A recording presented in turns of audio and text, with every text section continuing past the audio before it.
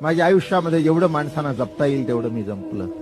नाही जपता आलं तर उलट सुलट बोललो नाही, 10 हात त्यांच्यापासून लांब राहिलो, नाही तर त्यांना तरी 10 हात लांब केलं.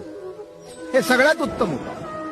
साध्या सुद्धा माणसाला सुद्धा वाटलं पाहिजे की ही व्यक्ती आपली आहे, तरच आपण आयुष्यात काहीतरी कमवलं. खूप पैसे तुमच्याकडे असतील, लक्षात ठेवा, पाणी पाजायच्या वेळेला तुमचा पैसा तुम्हाला पाजणार नाही. प्रेमाने 2 माणसं जवळ गेली तरच ते पाणी देतील.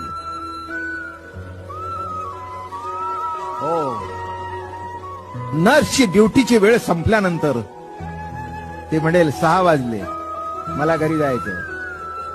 अगं माझं औषध देऊन जा, पुढची नर्स देईन. नाही आली तर तुमची व्यवस्था करा तुम्ही.